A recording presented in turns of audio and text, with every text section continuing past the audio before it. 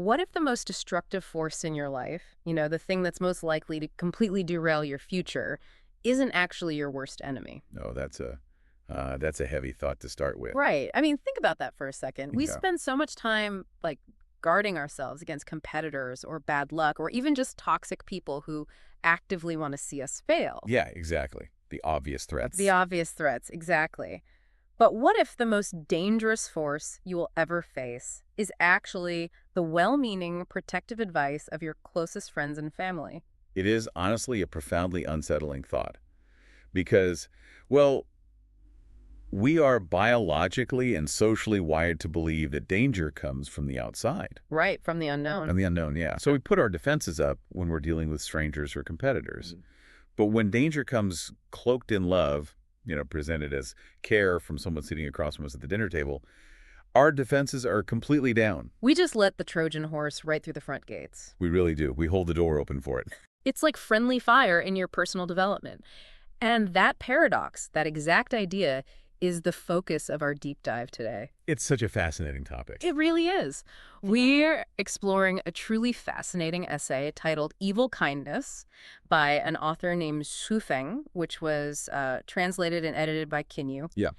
And the mission here for this deep dive is to decode how this concept of like caring advice can actually operate as a toxic force in your life. A massively destructive force, really. Massively.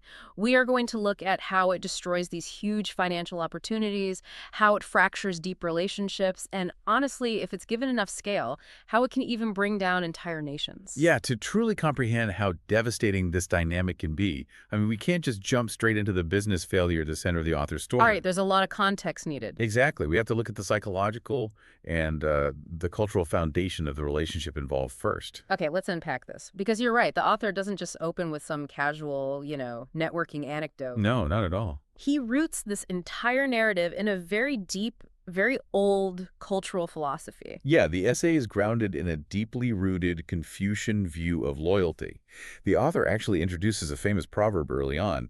He says, "The noble die for their confidants." Wow. Which is just, an incredibly heavy premise. It is. We are miles away from just like connecting with someone on a professional level or on LinkedIn. Oh, yeah, we are in a completely different universe altogether. It is about a profound, almost spiritual alignment with another person. Like a soul connection almost. Exactly. Now, the author admits he's not entirely sure if he could literally, give his life for a confidant.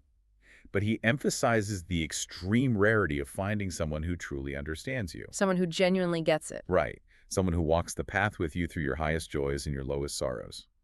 He uses this beautiful imagery of finding a rare patch of green grass. The implication being that, like, life is finite and the world is mostly a barren landscape when it comes to true connection. Exactly. The world is vast. And people often say, grass is green everywhere under the sky. Right, like there are plenty of fish in the sea. Like there are always other friends to make, yeah. But the author argues that time is ruthless. So if you stumble upon that rare patch of green grass, a true confidant who really sees your value, and you fail to cherish it because you arrogantly assume there will always be more green grass over the next hill, then you're making a massive mistake. a fatal error. You will live with the regret of that missed connection forever. That sets the stakes incredibly high from the very first paragraph of the essay. It establishes this core belief that a person must repay kindness received with gushing gratitude. Gushing gratitude, yes. The author makes a really sharp distinction here, noting that a gentleman repays kindness, while a petty person repays kindness with enmity. It functions as a strict moral binary. There is no middle ground. Right. If someone pulls you out of a difficult predicament, if they offer you hope or resources when you are completely lost, a massive debt is incurred. You don't just say thanks and move on.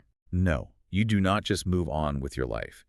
You don't forget the pain of your past, and you certainly never forget the hand that pulled you out of it. So to translate this for you listening, try to imagine finding that ultimate mentor or the perfect business partner who just completely gets your vision. Yeah.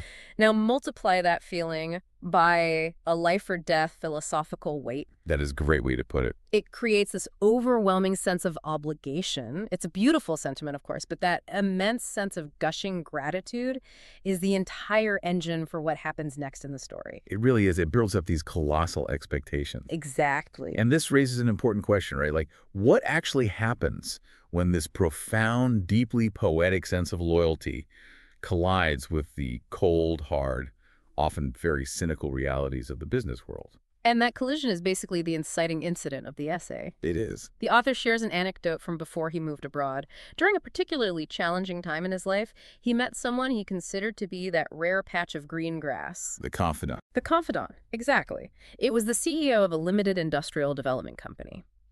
And the author felt such a deep, resonant connection to the CEO's kindness that he even publicly blessed him. Yeah, in the postscript of a work. Right, in the postscript of a work called Lifechanyuan. Which, for context, Lifechanyuan is the author's philosophical and spiritual community text. Oh, wow. It's essentially his manifesto on life, society, and the universe. So it's incredibly important to him. Massively important. So to include the CEO in the postscript of such a deeply personal and significant work is no small gesture. Right. He wrote that the CEO's help was like nourishing rain, wishing him a smooth journey.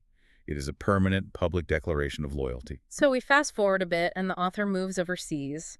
And while he's navigating this new country, he discovers a massive, completely untapped potential market. A gold mine. We are talking about a total goldmine of an opportunity. And because of that engine of gratitude we just discussed, the author doesn't take the opportunity for himself. No, he doesn't. He doesn't shop it around to the highest bidder or try to start his own firm. He immediately writes back to that specific CEO back home, detailing the incredible profits waiting to be captured in this overseas market. He is attempting to balance the cosmic ledger, essentially. Yeah. He wants to repay that past kindness with a gushing fountain of wealth. Yeah. And the initial reaction is incredibly positive. The CEO loves it. The CEO is thrilled by the prospect. He replies swiftly and officially appoints the author as the manager of the company's overseas department. So it's happening. It's happening. At this moment, the Confucian ideal of loyalty and mutual prosperity is functioning perfectly. The vision is set, the roles are assigned, and it is time to execute. So, to get this massive international operation off the ground, the author asks corporate headquarters to provide just the absolute basics to establish a foothold. Right. He requests that they rent an office, install a telephone and a fax machine, and purchase a car for transportation. Which ironically becomes the catalyst for the entire operation coming to a grinding, permanent halt. Okay, I have to stop you there because I read that part of the source material and it completely threw me. It's wild, right? An office, a phone or fax machine, and a car. I mean, depending on the era this took place, that is the most standard boilerplate business request imaginable. Oh, absolutely. Why on earth would requesting basic operational equipment cause an international business deal to collapse? Well, to make sense of the collapse, you have to look really closely at the geographical and experiential divide the author describes in the text. Okay. Anyone who has participated in international commerce understands that you cannot run a multinational branch out of a suitcase on a park bench. Right. You need actual infrastructure. You need infrastructure. You need a physical address for legal and logistical reasons. Of course. You need a way to communicate, and you obviously need a way to travel to meetings. Exactly. But the author highlights a severe blind spot in the corporate headquarters. The people advising the CEO, and perhaps even the CEO himself, had never traveled abroad. Oh, I see. Their entire framework for how business is conducted was completely localized. Right. In their minds, based on their limited hometown experience, they assumed you could just ride a bicycle, take a public bus, and use a public payphone to secure million-dollar international contracts. So they're projecting the reality of a small local market onto this highly complex overseas expansion. It is a monumental failure of imagination. They just could not mentally bridge the gap between their daily reality and the reality of a foreign market. Wow. Because they didn't need an office or a car to run their local errands back home, they viewed the request not as a business necessity, but as an extravagant highly suspicious demand. And the result of that disconnect is just jarring. The text notes that after the author submitted that request, he never received another message from the CEO. Nothing. The momentum just died. Total dead silence. Mhm. A generational wealth-building opportunity frozen over a fax machine. The psychological whiplash for the author must have been intense. Oh, I can't even imagine. He goes from operating under this noble philosophy of, dying for a confidant to being unceremoniously ghosted over a rental car. So the author obviously cannot just let this go, so he investigates why it fell apart, and this is where the curtain gets pulled back. Yeah, the real villain is revealed. Because it wasn't a rival corporation that swooped in and killed the deal. Who? It wasn't some sudden shift in international trade regulations. The fatal blow came from inside the house. It always does. It was the CEO's inner circle, his vice presidents, his wife, and his so-called caring friends. Yeah, they intercepted the operational request and immediately began whispering in the CEO's ear, just completely poisoning his perspective. They started saying things like, "Be cautious, do not fall for his tricks." Right. They framed the author as overly ambitious, basically warning the CEO that this entire overseas venture might just be an elaborate fraud. This is the exact mechanism of the sabotage. They took standard operating expenses and weaponized them. Oh. By framing basic infrastructure as evidence of a scam, they managed to tap into the CEO's fear of the unknown. But why? Why do they do this? Well, often, inner circles fear that if a massive new venture succeeds without their direct involvement, their own influence and proximity to power will diminish. Here's where it gets really interesting, the tragic irony of the outcome. Oh, yeah. Because this wasn't a speculative pipe dream. This was an opportunity capable of bringing the CEO immense, life-changing wealth, and it completely vanished. Gone. Not because of malice or corporate espionage, but all under the protective banner of kind concern. What's fascinating here is that the author's vision is historically vindicated by the text. Right. He explicitly points out that in the years following this collapse, an increasing number of other Chinese compatriots moved into that exact same overseas market. Yep. They built massive, highly successful businesses using the exact model the author proposed. The market was real. The profits were real. The author's judgment was flawless. So the proof of concept was basically executed by competitors just a few years later. Exactly. Had the CEO ignored the paranoid whispers of his inner circle and taken swift action, his company would have evolved into an entirely different, incredibly powerful entity. His whole life would be different. The trajectory of his entire life and the lives of all his employees would have been permanently elevated. And watching those billions of dollars materialize for other people forces the author into a period of deep reflection. I mean, he sits with this betrayal of potential for a long time. A very long time. And that contemplation leads to the brilliant diagnosis that gives the essay its title. He realizes that the care surrounding the CEO wasn't actual kindness. No, he diagnoses it as evil kindness. Let's really examine how this concept actually functions, because it is incredibly insidious. It's like a virus. It really is. The author writes that evil kindness never announces itself as sabotage. It always wears a disguise. It presents itself as sincerity, as being considerate, as actively protecting you from harm. It relies heavily on phrases like, "Allow me to speak frankly, I'm doing this for your own good." That phrase, "for your own good," is arguably one of the most manipulative sequences of words available in the English language. Right. It instantly frames the person offering the advice as a selfless savior, while simultaneously framing the person receiving the advice as naive or reckless. It puts you on the defensive immediately. Exactly. It is designed to completely shut down logical debate. Because if you push back, you aren't just debating a business strategy anymore. You are rejecting their love. Precisely. You are positioned as ungrateful. Oh, man. It sets up these invisible emotional obstacles that just ruin bright prospects, because the cost of ignoring the advice feels like a personal betrayal to the advisor. It makes me think of someone putting training wheels on your motorcycle right before you enter a high-speed race. That's a great visual. Right. They tell you, "Oh, I'm just doing this for your safety. I don't want you to get hurt." And sure, they ensure you don't tip over while you are idling in the driveway. Right. But they absolutely guarantee you are going to lose the race. You survive the driveway, but you forfeit the championship. It is preservation at the cost of potential. Exactly. But the essay doesn't just stop at business, right? The author expands on this, arguing that the destruction caused by evil kindness infects almost every area of human interaction. Yeah, if we connect this to the bigger picture, the scope of destruction he outlines is really staggering. Yeah, walk us through it. He writes that evil kindness can crush a person's core beliefs. I mean, think about how often a child's unique passion is redirected by a parent into a safer career path, extinguishing their actual talent. Just completely crushing their potential. Yeah, he notes it causes discord among siblings and makes friends and colleagues turn against each other. He even points out that it causes spouses to divorce, Right. which you can easily picture a well-meaning mother-in-law constantly warning her son about his new spouse's habits, out of love, which slowly erodes the foundation of the marriage until it collapses. Oh, definitely. It leads business partners into courtrooms. And on a macro level, the mechanism is the exact same, just with much higher stakes. Let's talk about those higher stakes. The author states it can cause the downfall of political parties, dissolve entire organizations, bring turmoil to nations, and even bring disgrace to ethnic groups. I want to focus on that for a second, bringing turmoil to nations. How does advice from a friend scale up to national collapse? Well, imagine a national leader surrounded by advisors who practice evil kindness. Okay. A bold new economic policy is proposed that requires short-term risk for long-term national prosperity.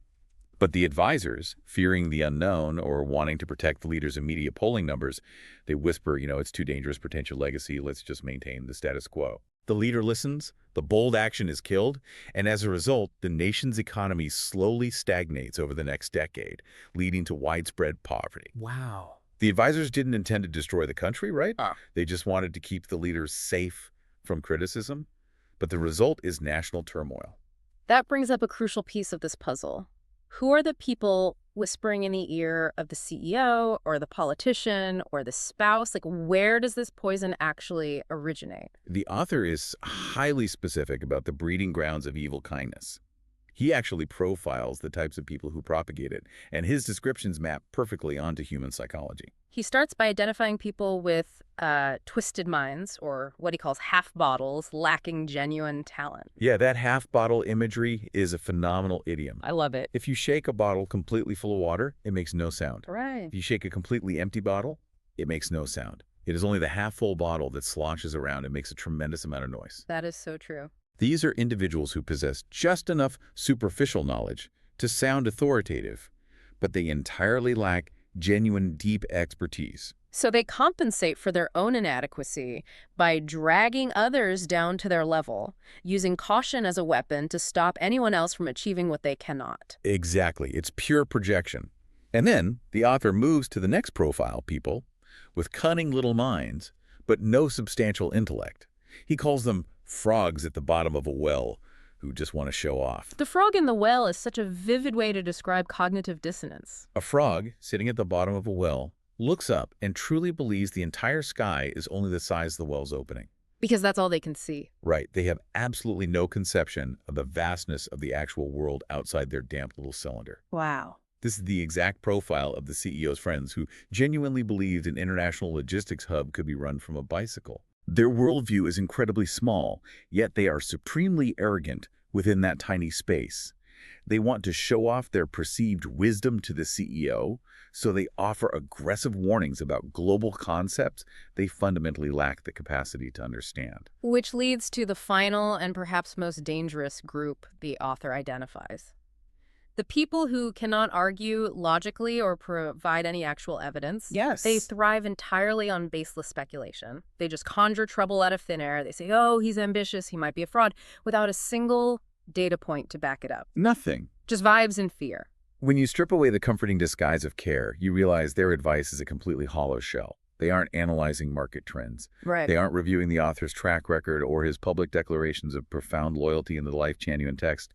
They're merely weaponizing their own paranoia. And the tragedy is that because the messenger is a wife or a trusted vice president or an old friend, the CEO swallows the poison without ever demanding the antidote of evidence. He trusts the relationship, so he blindly trusts the speculation. Which is why the opportunity died in silence. Exactly. So what does this all mean for you listening right now? How do we take this Confucian philosophy and apply it to our modern lives? It's a great question. Think about your own trajectory. How often do you hold back on a massive leap? Maybe it's a major career pivot, moving across the country, or launching a bold creative project. Because a frog in a well in your own life offered you baseless speculation disguised as love. It happens all the time. Someone who sat you down and said, I'd be really careful. That's incredibly risky. I'm just telling you this for your own good. It is a daily occurrence for anyone trying to build something new. And the natural human reaction is to yield to that affection. But the lesson here is that we have to fundamentally change how we process advice. We have to start ruthlessly evaluating the evidence behind the advice, not just the emotional tone of the person delivering it. Yeah, the tone can be so deceiving. And that is incredibly hard to do when it's your spouse or your parent or your best friend. But you have to separate the intent from the validity. Absolutely. If your mother tells you not to take a job at a new tech startup, you have to ask yourself, does she actually understand the venture capital landscape of the tech sector? Or is she just terrified of you losing your corporate health insurance? That's spot on. Just because someone loves you deeply does not mean their worldview is large enough to guide your next step.